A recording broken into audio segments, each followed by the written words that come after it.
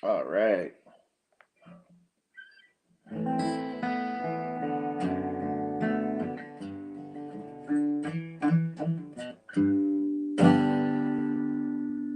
Welcome everybody to Saturday night's live stream with Denskill. Here at a slightly different secret location, not using my main audio and all that stuff.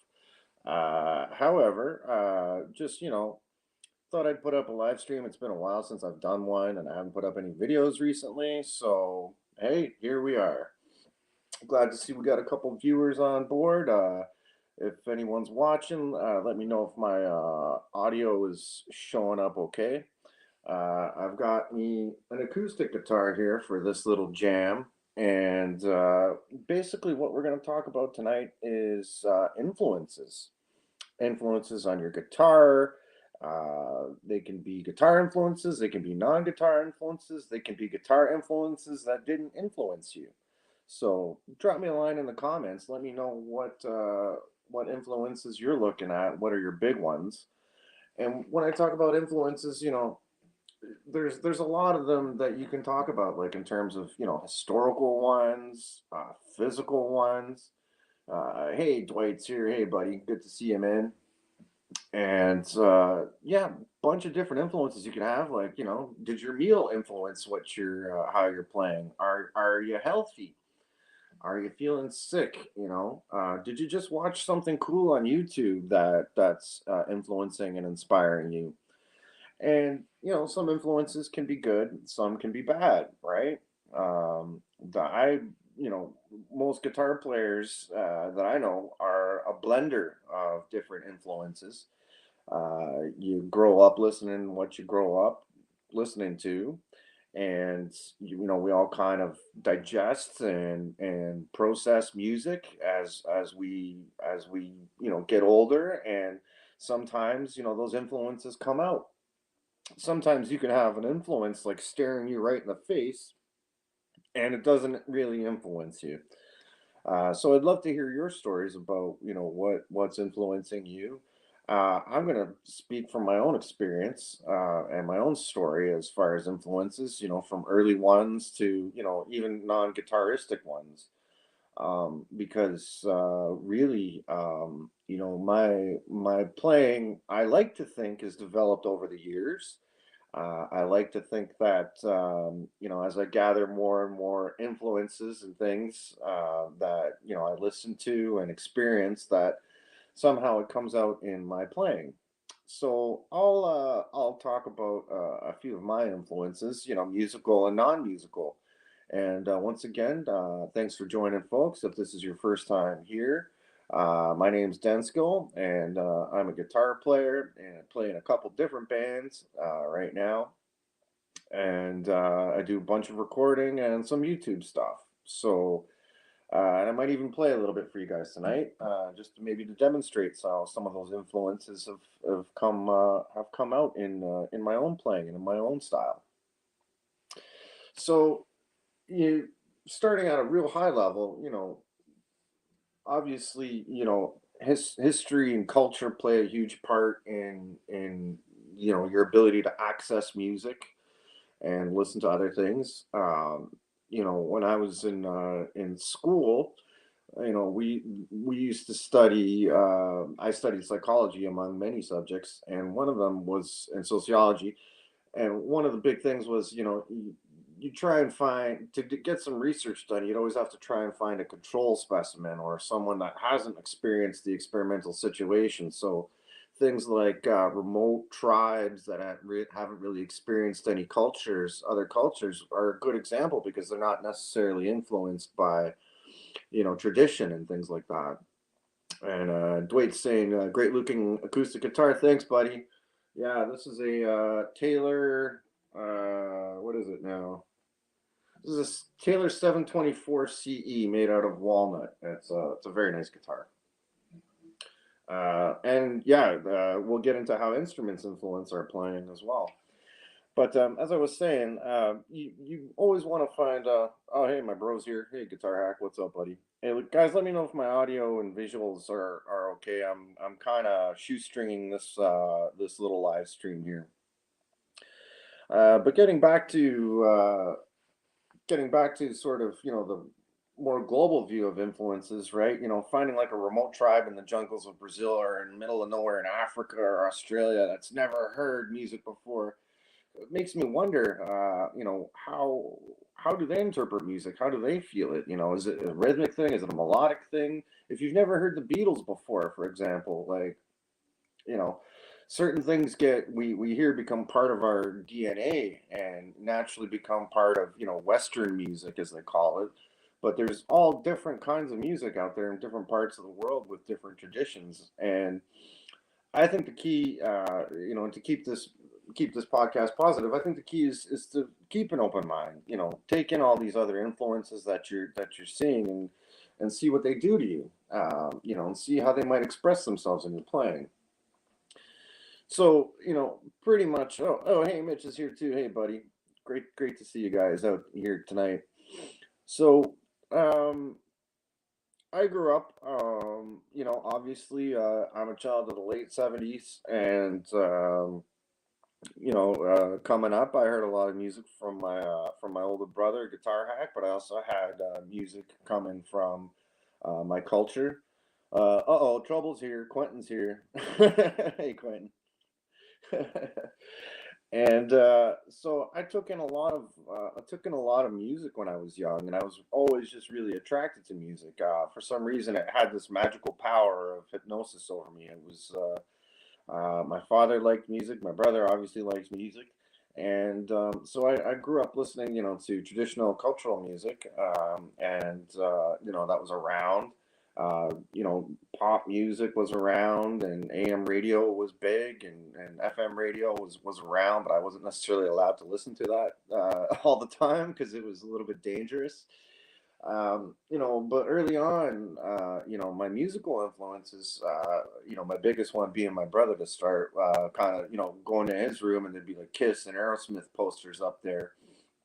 And and I was just attracted to not just the noise and the sound, but also, the spectacle of looking cool and being uh, really being up there in front of people and performing. When I first saw guitar players in particular, I was like amazed at how they were making these sounds on what looks to be such a complicated instrument. It's got six strings on it, and like, you really have to have like fine motor control to get your left hand and your right hand, coordinated. And I went through several eras of several levels of discovering different guitar players. Early on, probably my favorite guitar player that I could probably say, whose name I could say, was Joe Perry from Aerosmith. I liked Ace and stuff, but Ace kind of blended into the rest of Kiss, in terms of the colors and the costumes and all that craziness. But early on, I was a rocker. I liked rock music, but I grew up in a neighborhood where it wasn't so cool. And like in the '80s, and there was different social groups. There was the trench coat folks, the goth kids. There was the rocker kids that were listening to Slayer and Metallica. Um, and Mitch has got a great comment here. The one and only Quentin James is a big influence on my guitar playing. Same here. I sold everything since meeting Quentin. Quentin told me to find another hobby, and he says he's joking, but are any of us ever really joking? so yeah, there was hip hop kids. Like punk music was big in my life. I listened to a lot of different stuff in my neighborhood. Like there was a lot of kids, with different cultural backgrounds, and hip hop and rap was huge in my upbringing. And then when I sort of came a little more of age and went to high school, grunge had hit just before I went to high school, and grunge just kind of blew up and like washed away a lot of the music that that I had been listening to. I was into, as a young kid. I remember, younger than 10 years old, me and this buddy of mine at school, he was showing me these Iron Maiden tapes. with Eddie on the cover, and I thought, whoa, this is wild stuff. This is crazy. And then when I listened to the music, it was even crazier. So, and back then, guitar was really high tech before the grunge era came. It was sort of like an arms race in the guitar world with guys with big hair and big licks, and like shredding was really cool. But there was also pockets of other guitar players that were out there, like guys like Danny Gatton, for example. And I was a voracious reader. I still am. But back then, all we had was guitar magazines. So I'd read through them, and I'd read stories about this guy named like Al Di Meola, and I'm like, who's that? Like, and they'd tab out his stuff, and I'd look at it, and I'd just be like blown away listening to things like his Casino album. I was just like, what is this music? It's like it was certainly wasn't cool when I was growing up. Dwight says here that he was into Randy Rhoads, Jakey Lee, AC/DC, Kiss, Def Leppard. That's like a really solid rock and roll, hard rock guitar playing background, right? Those bands were big on big tunes and big solos and stuff. So I immediately fell in love with like the idea of like the solo, guitar solo, and like just I would listen to songs just for the guitar solo, and like if the guitar solo wasn't any good or there wasn't a guitar solo, I'd be like, meh, you know. Even in the Beatles, like I was exposed to them pretty early, and I would listen for those solos, quite a bit, and I love George Harrison as a guitar player, but I was shocked to learn that he didn't play all the solos or all the guitar parts necessarily in all of the Beatles tunes. So, the deeper it went, the deeper I got. But like I was saying, with magazines, I read about guys like Danny Gatton, Al Di Meola, Randy Rhoads, and luckily, I grew up in a neighborhood that there were not the kids from my school, but from another school close by. They were still rockers, right? They were still sporting the leather jackets and the Megadeth T-shirts and things like that. And Mitch is saying so many people he likes, just can't say he's had one influence. A lot of YouTubers are fantastic guitar players. YouTube's another huge influencing factor in guitar playing, definitely. Hey, Paul's here. Hey, buddy, how you doing? So glad to see we got some viewers and folks tuning in. Thanks so much for signing in tonight, folks. So so yeah, those were my early days, like and my big bro would I remember sitting him and watching two videos in particular that blew the top of my head off and kind of galvanized for me that I wanted to be a guitar player for sure. One of them being Stevie Ray Vaughan live at the El Macambo, filmed close by here in Toronto, and just seeing Stevie's passion and his playing. I had already seen Hendrix and stuff like that, but like there wasn't like I couldn't get hands on a full concert. I would only see snippets of Hendrix either at Woodstock or the Rainbow Bridge thing, or the big show where he smashes his guitar and lights it on fire, following up the Who. So I loved Hendrix, but I hadn't digested enough of it, and he was just so wild on guitar that it went like whew, way over my head.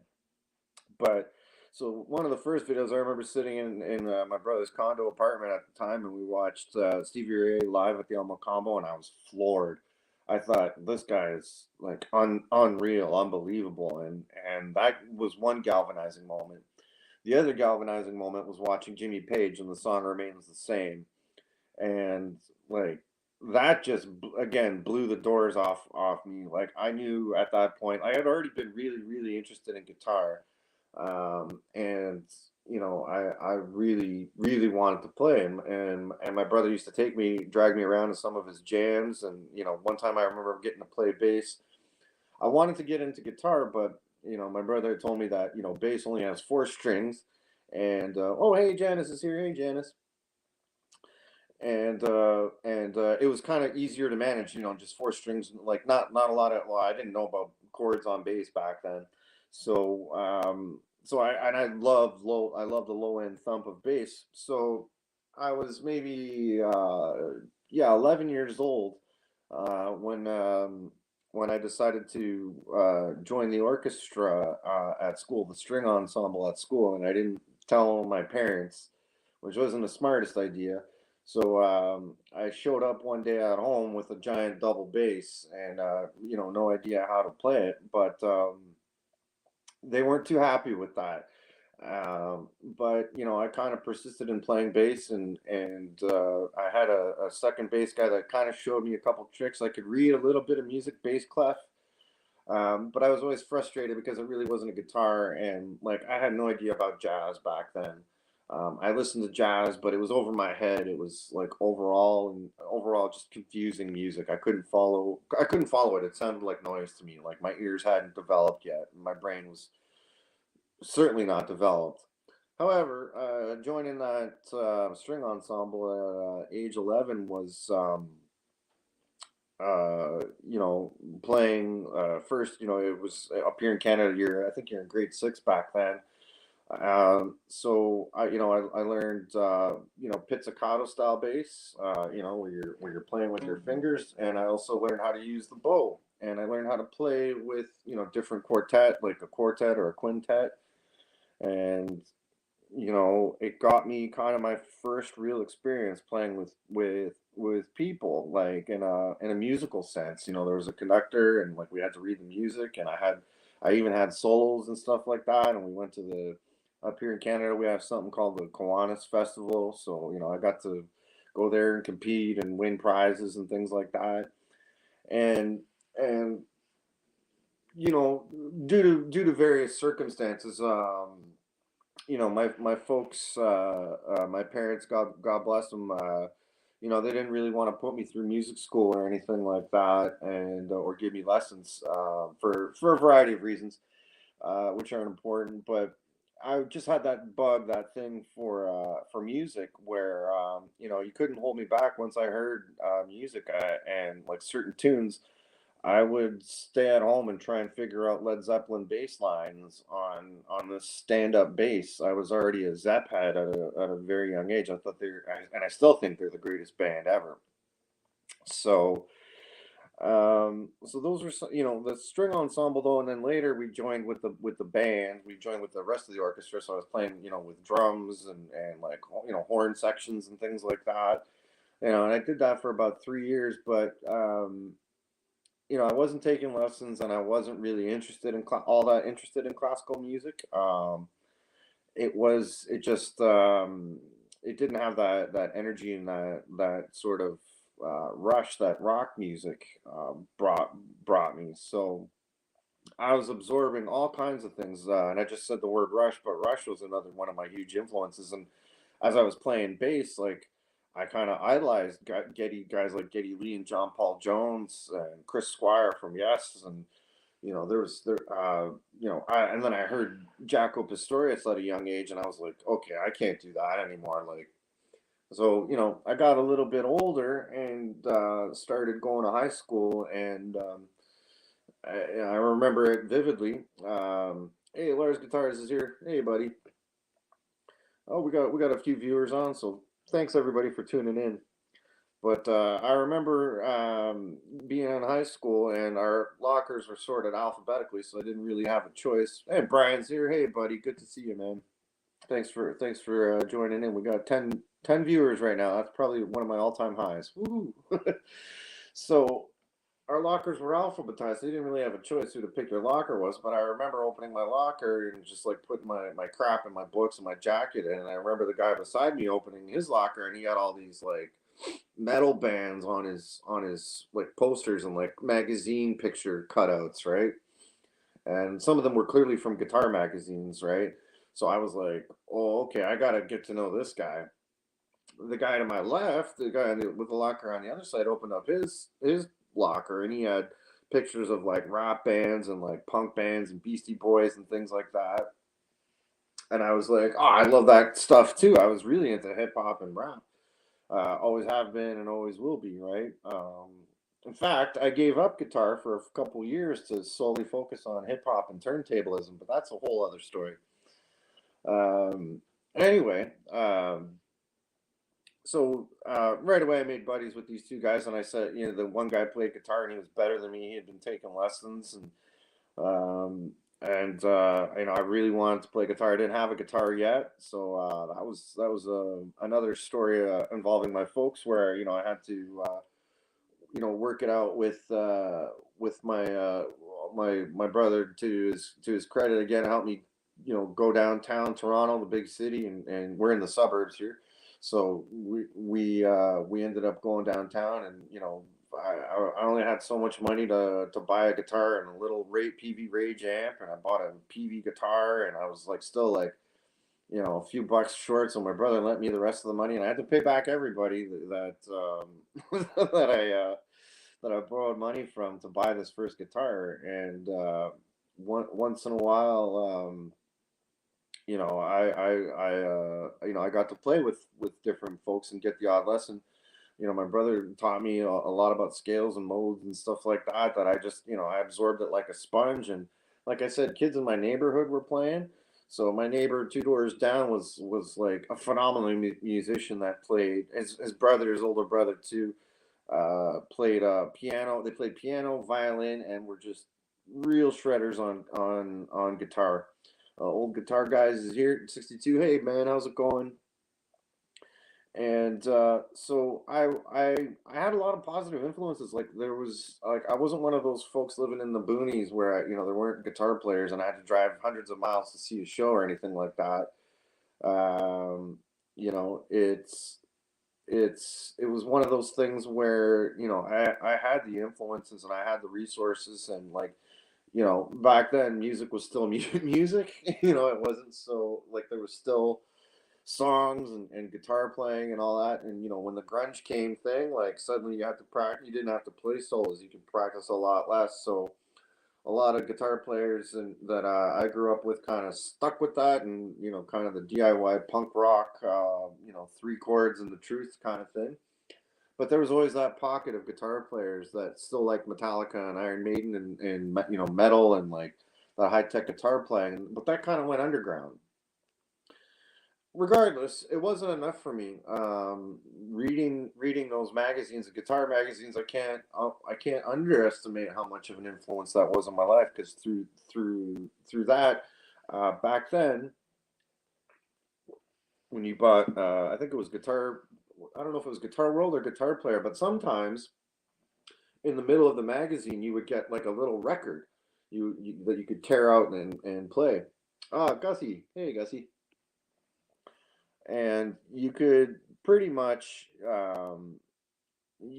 pull these records off, and they were like just a thin sheet of plastic, and there'd be like one track on it. And I heard Steve Vai for the first time, and I was just reading all these names of guitar players that were just like published and talked about and revered. So I'd go through these magazines, and I'd research these guys, and I would actually, this was before I had a tape player, CD player, or anything like that. I would go to the local library where they would have tapes, and they didn't have records by then. Records were on their way out. It was CDs and stuff like that, and I would take them out from the library. So I remember coming home with Danny Gatton's Cruisin' Deuces album, and I'd never heard anything like it. And they would have advertisements in these magazines for videos. So I would go to the video store and I would try and find them and rent them and stuff like that. And or my buddies over across, two doors down would have them. And we would borrow these videos and dub them, and like pretty much we would just digest and slow down and rewind the tapes and watch them, try and figure out what they were doing. This was, tabs weren't all that big, right? Back then, they were just tabs were almost a new thing, and starting from the early '80s onwards. So there was a lot of music to consume, and like Danny Gatton got me into guys like Tony Rice, who's a country flat picker.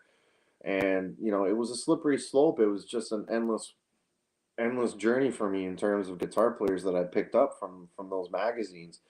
And I was reading about guys like Jeff Beck and things like that, and Eric Clapton, and you know and some of them I would listen to, some of the guitar players I would listen to the albums and I'd be like, you know, I could kind of see what he's doing, and other guys I was just like, okay, I don't know who the hell this guy is, or how he's pulling that off. And this is kind of where I come to where guitar players influence you and maybe where they don't. Um, Maybe my most controversial guy is a guitar player that I now love and revere, but wasn't an influence on me, but everybody else. And that's Mr. Edward Van Halen. I remember distinctly, I had one of those moments, just like you hear other people say, like, "Okay, I'm going to play this guitar thing for you. Just sit here and listen to it." And it was my neighbor, and basically, I heard Eruption for the first time, and I was pretty blown away. But I had already heard some tapping and stuff before. Like my very first exposure to Eddie Van Halen was, I remember, actually being in the U.S. visiting some cousins, and I watched the Panama video, and I was pretty much young. I was pretty young back then. I don't remember the year, but I thought this guy plays guitar like butter. But I liked his rhythm feel, but I just couldn't get my head, like I couldn't get my fingers into it. I couldn't get excited about Van Halen music. I thought it was all just, pounding E chords, like, and I'd heard that in Metallica and stuff like that.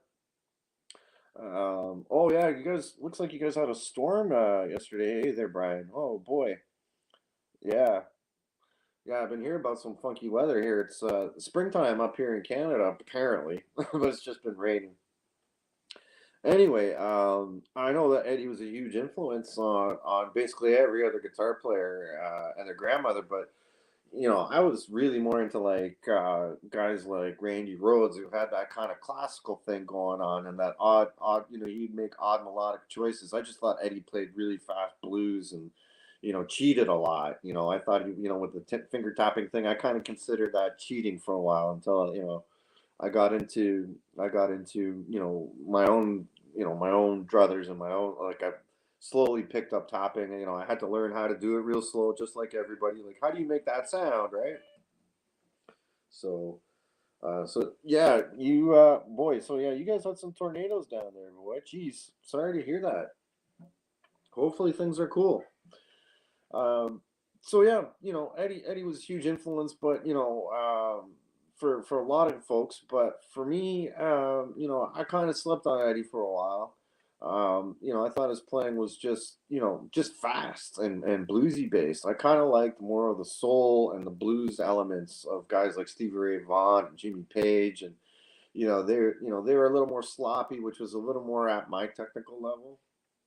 Um, but one thing I got really schooled in was that, in terms of fast shredding guitar player, was joining a band with my neighbors next door, and we would do Maiden and Metallica songs, and doing guitar solos and things like that. And my brother was pumping Judas Priest and things like that, and then, like, I just I really ate up a lot of those dueling guitar type things, where my ear was more towards arranging and playing nicely with other guitar players and other musicians. Brian's got a funny one here. Lots of people have slept on Eddie, mostly girls. Yeah. So it was, Eddie was one of those guys, and like I came to appreciate him, much later in life, and I ended up, getting a bunch of his stuff, and they put out, I think it was the Van Halen live album with Sammy, and he does the 316 solo with the finger tapping, and how does that go?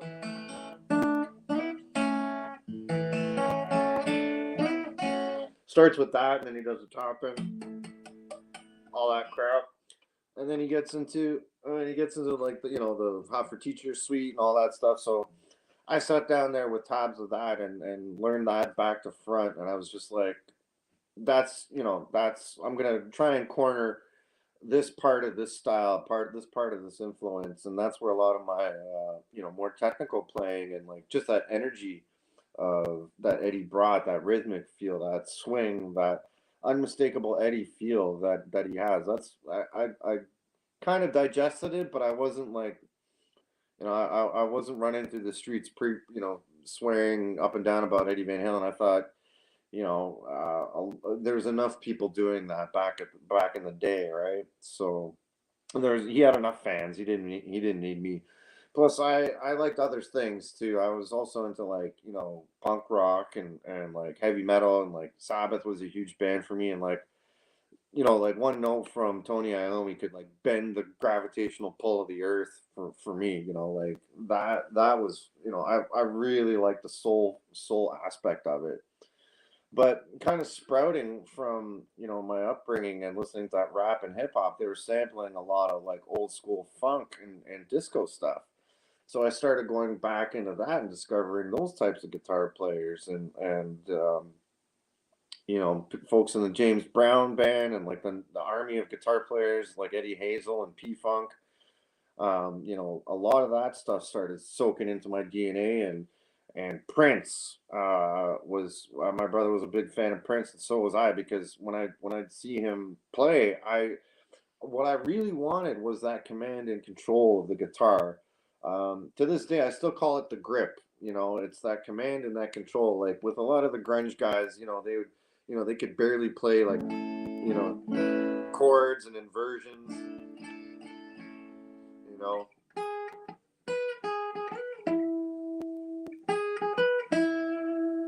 right?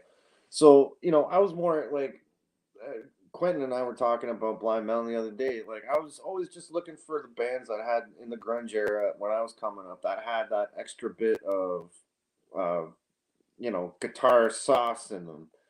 Yeah, like I did like Pearl Jam and Stone Temple Pilots was a huge band, but I was always schizophrenic. I was always listening to country guys, and because those guys could really freaking shred, and I couldn't figure out what they were doing. So I wanted to glom on to that kind of stuff. But I really liked guys that could play well and could play fast, and that was kind of where my young head full of testosterone. That's where I wanted to be. So discovering Return to Forever, Al Di Meola, Larry Coryell, um, what's the gentleman's name? Alan Holdsworth, Pat Metheny. Those guys started breaking down a little bit of doors for me in terms of the jazz and the fusion thing, because my ears were starting to mature, and I was getting more and more into fusion and jazz, and Alex Lifeson was a huge influence, and I really like bands that play really together tightly, and like would have syncopated rhythms together, where the guitar and the bass and the drums were all kind of doing the same thing, really syncopated and tied together. So Rush was huge for me. I got into early Genesis, and yes, um, you know, those were huge for me. Big influences. Pink Floyd, David Gilmour, not so much, and I can't really explain why. Great songs, great epic atmosphere, but I held them in a different class. I'd rather listen to Beach Boys and their vocal harmonies, and like feel mesmerized by that type of music, and that kind of song arranging, and like just the way the instruments would play off each other. So I was a hardcore guitar player, but I was also always just, thinking, on a different level at the same time. Quentin says that jazz is just five different musicians playing five different songs at the same time. Yeah, some of it can be, rather noodly. I don't want to sound negative, but, like bands like Fish and the Grateful Dead and jam bands just never did it for me. Certain jazz groups were just, were just was just pure shredding, and I didn't really like shredding for shredding's sake. I would marvel at guys like Paul Gilbert's playing, for example, but very very Eddie like in certain ways, but the rapid fire picking and the way he would kind of musically weave things together, just like Randy Rhoads, I just kind of like soak that stuff in. But the jam band scene that was big. Like there was like a bit of a hippie revival where that started getting getting popular again when I was coming up, and I couldn't do it. I'd rather listen to some Buddy Guy. I ended up doing quite a bit of blues homework along the way too, because I'd go to that library and I would borrow cassettes from from Robert Cray. He was huge for me. Buddy Guy again. Like anybody that the blues guy that my heroes were listening to, I went back to like Muddy Waters and things like that. My favorite recordings, blues recordings, to this day, those old dirty Robert Johnson recordings that just sound so like, oh man, they got a feel and a grit to them. BB King. I watched a lot of BB King and a lot of Albert King, a lot of Albert Collins. Albert Collins, especially that ripping tone, just blew my mind. So those guys were huge influences to me, and I got into the jazz rock fusion thing a little bit later in life, and I completely enjoyed that. When you're young, you tend to be a sponge and a little more open-minded. Michael Easter's asking about SRV. Yeah, Mike. Thanks for joining in, brother. Um, the SRV I was saying earlier was probably one of those galvanizing guitar players for me. Like I had right from the beginning, probably my first three were Joe Perry, Stevie Ray, and Jimi Hendrix. Joe Perry. Like I had a little bit of my Mount Rushmore. And then I started reading about guys like Eric Johnson, and like I'll be honest.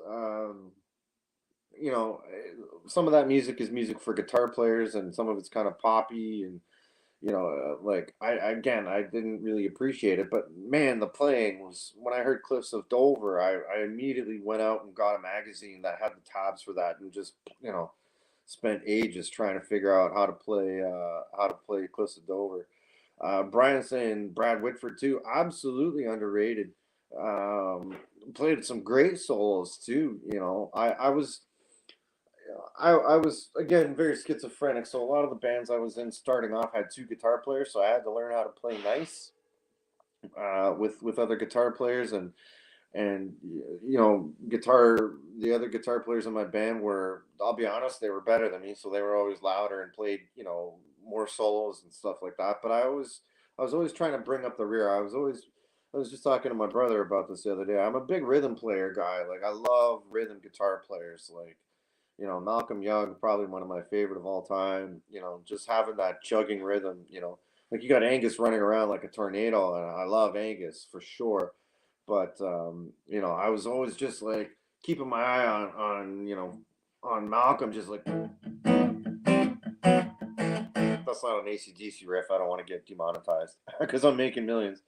But oh yeah, and Brian S just mentioned probably one of my favorites of all time, Billy Gibbons. Um, I was in a band for a while where I was the main guitar player, so I kind of tried to cop that rhythm and lead playing at the same time thing that I saw Hendrix and Stevie Ray do, and Billy Gibbons was right up there. And I remember telling my lead singer at the time asked me if the devil came to Earth or aliens came and invaded planet Earth, and the only way we could save our entire race was by sending a guitar player. He asked me who I would send, and my answer at the time was the Reverend Billy F. Gibbons, because I think that he could punch out the devil on guitar. And sure enough, Crossroads came out with Steve Vai and the Karate Kid, who's like faking guitar. So I was listening to the Steve Vai stuff, like the shredding stuff, but then there was this other guitar sound there, this like really bluesy slide thing, which obviously everyone knows now is Ry Cooder, and that just that just floored me because these were guys that were taking the guitar and doing so many different things with them, right? You could play slide, you could open tune it. Acoustic guys were just like playing like lightning fast licks, like just this weird like I couldn't get through that. Like it was just amazing. And I was just like, okay, the world's my oyster. I like rap, I like hip hop, I like funk, I like I like metal. Like I liked it all, and except pop. Really synthesized pop music, big drum machines and like electronic music.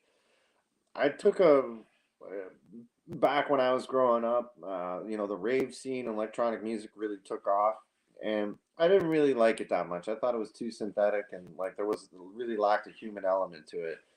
Even though I like bands like Kraftwerk and and hip hop, like I understood it to be like MCs and like real DJs like spinning records and mixing them. Like it took talent for me, right? So yeah, and Brian's saying go see Billy while you have the chance. He's getting up there. And yeah, and you're right, man. A lot of our guitar heroes are kicking off and leaving. My buddy and I think we're gonna go see Billy and ZZ Top in August here in Toronto, and he's on my list of guitar players to see. For sure, I have to see Eddie. Or sorry, I have to see Billy before before he can't tour anymore. Things like that. Um, I've never seen Ace play live. When I first saw Kiss, I went down with my brother, and it was like just after, I think it was just after the Alive 3 album, I think, came out. They had done a reunion with Makeup, but I think they already had Tommy Thayer with them back then. So, but watching live videos of Ace, like I would always laugh because I thought like, man, Ace is like he's playing some basic stuff, but what I always loved about Ace was that it was always so musical. And what I always thought about guitar solos was that they should be songs in and of themselves, right? You really, solos were like where, you get to play and, you know, that's where you get the spotlight. It's all about the singer 99% of the time. But, if you're a good flashy guitar player, hey, why not, right? Like grab the spotlight for a bit. So, big guys like that for me were, a guy who's kicking ass these days, Nuno Betancourt. Like when I saw him play, everyone was like, "Oh, more than words, that's cheesy," and I'm like, "But did you listen to the recording, like the actual album version? Because he does this insane thing on the acoustic guitar at the thing, and at the end of the tune, just blew my mind." Um, and Brian saying, "Go see Ace. He's not what he was in the '70s, but still worth seeing." I'd love to. And he says he can't look at Tommy Thayer. I I have nothing good or bad to say about Tommy Thayer. Like he does the job, I guess. Right. Bruce Kulick to me was probably the best guitar player ever in Kiss, as far as I'm concerned. Um, yeah, Michael's asking about Randy Rhoads and solos that were mini compositions. Yeah, into him, absolutely. Well, let's see if I can remember it.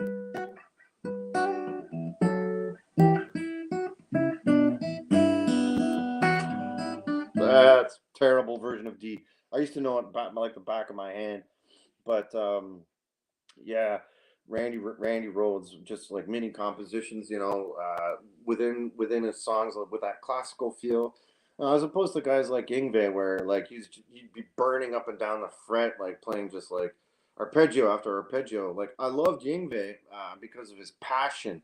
Like he really played with a lot of emotions, but the music, like I was saying about Eric Johnson, the music didn't quite gel with me. Like it just wasn't my vibe.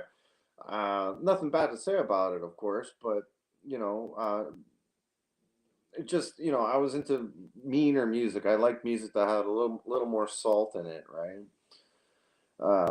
Brian's saying when Gene retires, he's not picking up bass tech to replace him in the band. And Paul's saying he saw Mike Campbell play a crazy guitar solo as a kid. I'm like, who the hell is this guy? Yeah, Mike Campbell, I believe from Tom Petty, another great guitar player. With the songwriting chops, right? Like those guys I really liked. The guys that could not just play a solo, but write a song, maybe sing a backup. Like Prince.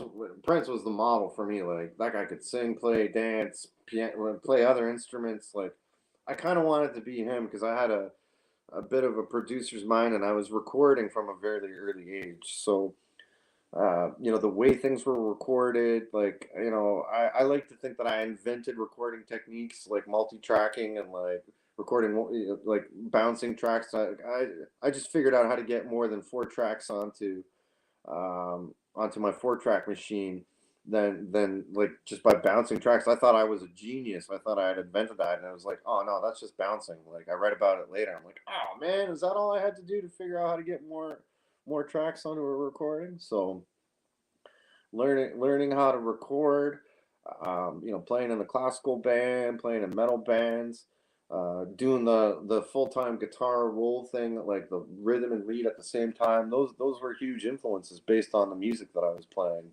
back in the day.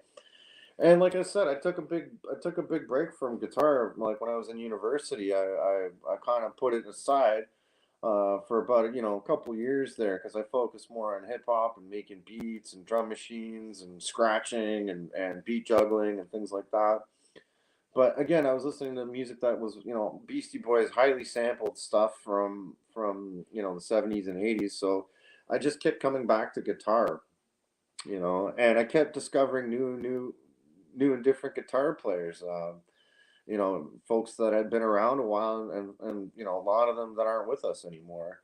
So, we got a few minutes left. I'd love to hear what other influences you guys have. Drop me a line in the comments. I'm going to talk about two guitar players and then just a couple other non-guitar influences that really hit me.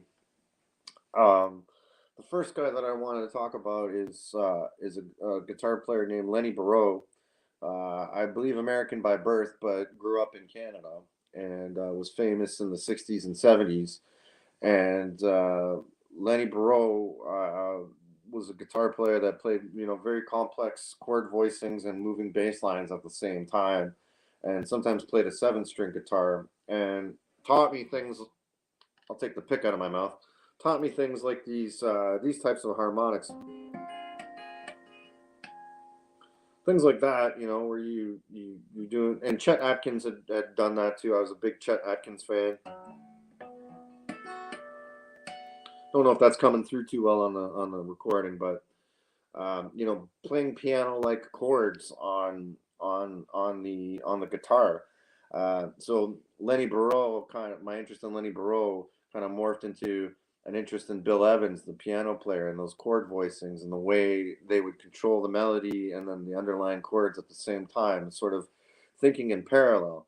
So I started picking up keyboards and trying to figure out piano and like I was like, oh my god, I should have been playing piano this whole time because piano is so much easier to pick up than guitar in terms of everything being laid out there for you.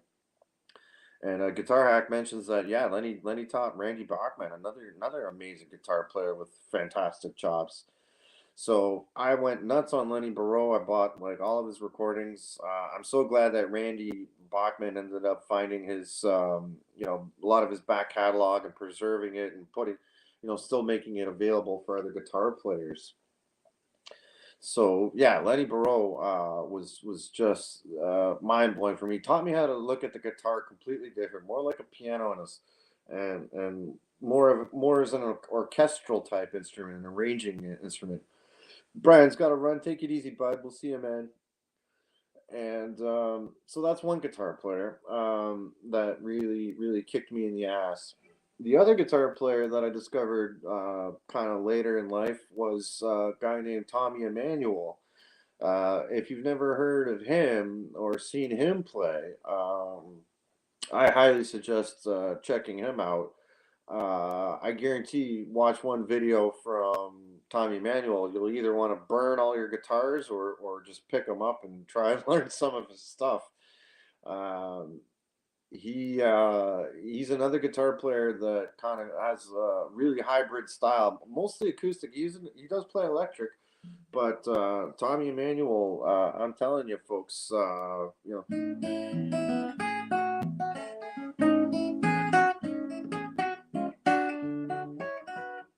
a lot of those voicings, a lot of that dum dum dum,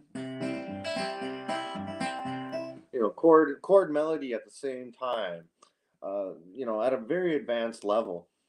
Um, I went very deep down on Tommy Emmanuel rabbit hole, which I'll probably never get out of, to be honest.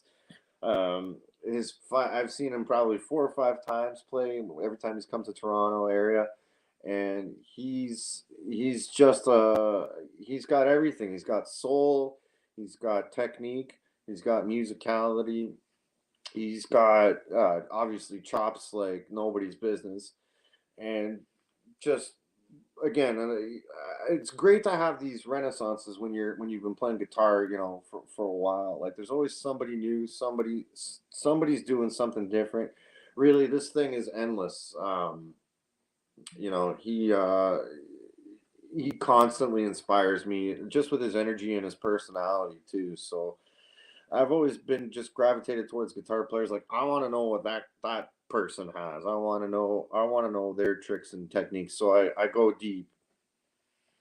So, those are, a lot of my guitar influences, a couple other influences, that I picked up on are music from other cultures. I really got into African music and African guitar players. The guitar players in Fela Kuti's band, King Sunny Ade. Um, there's a bunch of that music where that has just like an infectious rhythm and like a very clean rhythm style that I always really liked. Fingering just enough of the chord to get by. Like, you see Andy Summers do that a lot. Just like partial chords. And just like a rhythmic feel that really attracted me. So yeah, I got into reggae. I got into Peter Tosh. All the guitar players in Bob Marley's band and the Jamaican scene. There's quite a few of them. R&B and gospel guitar players. I'm getting into now. A lot of session guys that I'm really into. Like I kind of came late to the party with Steve Lukather, even though I've been listening to Steve Lukather probably my whole life and all the different recordings he's played. Just that ability to execute things really well in the studio and play just such clean, precise lines, and sometimes with some clams in there, but musical clams that or maybe he'd rip a solo that had some soul and some fire in it, but there might be like an odd bent note, but you know players like that just really go for it, but in a kind of precise and clean way. I really appreciate that style of playing. So that got into my head, quite a bit, and other things. I have other interests. I study the martial arts, so a lot of principles that I learned in the study of the martial arts kind of apply to my guitar playing in a weird way in my brain. I'm into cooking. I like cooking food. Well, I'm not the best chef, but the aspects of putting ingredients together and having a good arrangement and having things complement each other in a guitar part, that really figures into my playing quite a bit. And one some things that don't influence me necessarily are the particular type of guitar that I'm playing. Um, I, I'm very fortunate to have quite a few guitars of all different shapes and sizes and configurations. And Paul's saying musical clams is might be his style. Yeah, I serve up the seafood fresh here daily, my friend. um, but what was I blathering on about? There was cooking there. Non-musical influences. Uh, oh yeah, the types of guitars that I play. So you always hear that guitar playing is in the hands and in the fingers. I remember being so excited, few years ago, not too long ago, where I had bought myself, a couple different Gibson guitars, and and I did a recording, specifically one guitar after another to kind of hear the difference between them.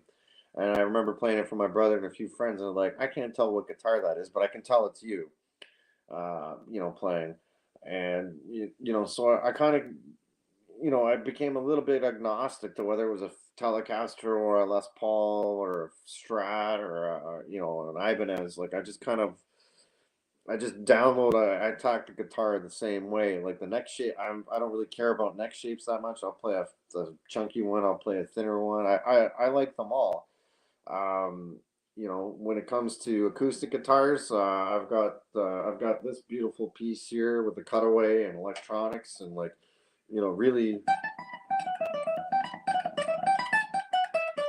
really high fret upper axis, but I have a nylon string too, which I play mostly, classical style. I try to really get my finger, my claw hand going.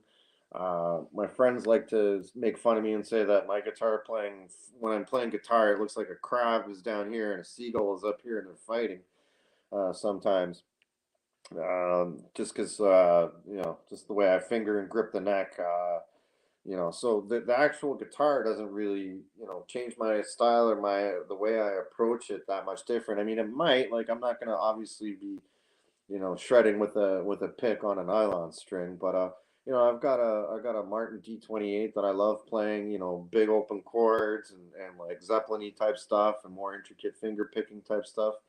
I use this guitar for, pretty much the same thing, but it gives me a little higher, higher upper fret access so I can get up higher because that's where my Al Di Meola acoustic thing comes in. I really love Al Di Meola's acoustic chops and his playing, like just that flamenco style. Man, I must have burned out that CD the night with McLaughlin, Pena, or Paco de Lucia, McLaughlin and Demiola Saturday night, and I got the new one that they put out too. Just love those guys acoustic playing. Like really, really, musical. Totally different styles. Like you can hear McLaughlin, you can hear Demiola, you can hear Paco.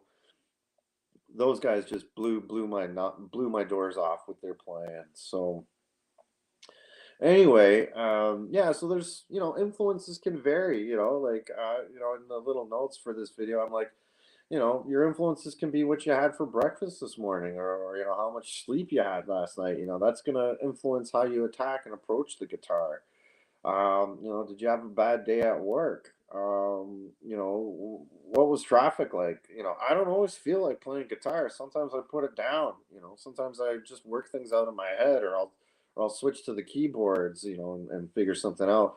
Or I'll just play with my pedals and just work on, atmospherics and sounds and textures, like I'm a big Andy Summers fan and Trevor Rabin fan. And I love the sounds and textures that those guys would get out of their guitars. So, like guitar is more than just an orchestral or solo instrument. It's like, it can do just about anything. So, in a nutshell, that kind of wraps up a little bit about, some of my influences are.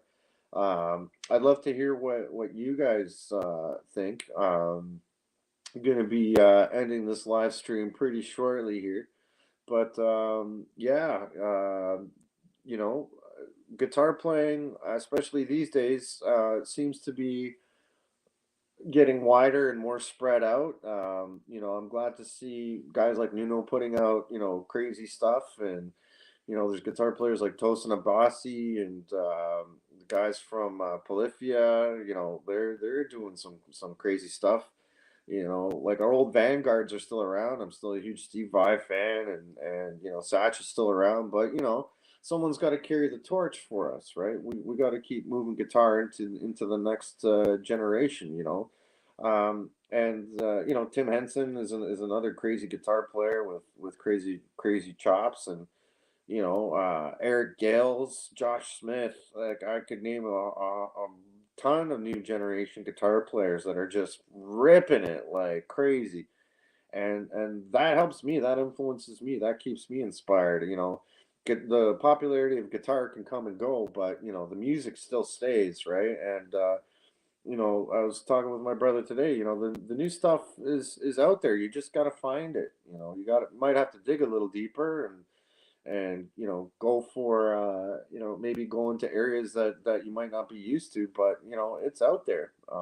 There's a whole new generation of guys carrying the torch. Joe Bonamassa, like look at him. I've been watching him since he was 13, and I'm like, oh man, that kid is good. I want I got real jealous of him for I'm like, oh man, I just got to practice as much as that kid. I was one of those kids that stay in their room and just play and play and play guitar. Because I wanted the chops, I wanted to know music, I wanted to know what the jazz guys were doing. Like I couldn't figure out Wes Montgomery, so I sat down and tried, and I still couldn't figure it out. But you know, it wasn't for lack of trying, and I soaked up a lot of influences along the way, and some that I thought would be influences aren't. I'm kind of, and Mitch has a great point. So many great women shredders out there today. I remember back in the day, Jennifer Batten was slaying. But these days there's Larry Basilio from Brazil. I'm trying to think. There's a couple that I follow. Anita Strauss can really shred. And like it's great to see that it's not just a dudes club, or let's all pull our dicks out and see who's the fastest. Like females got a different energy and a different fire in their playing. That's enjoyable to me too. So we can't forget that. There's little kids picking up, tons of little girls picking up guitar because of Taylor Swift. She's probably sold as many guitars as Eddie Van Halen, right? So music is for everybody, and I like to keep things positive, and open minded. So there's an endless world out there for us to explore still with the instrument. They always say there's only 12 notes and stuff like that, and six strings on this, but man, it's still pretty infinite what you can do out there. And with that, I'm going to shut down this live stream. I want to thank everybody. Had quite a few viewers here tonight, and a lot of great comments, folks. Hope everybody's doing well. Stay safe. Stay away from the tornadoes if you can. And hope everybody has a great day. This is Denskill signing out.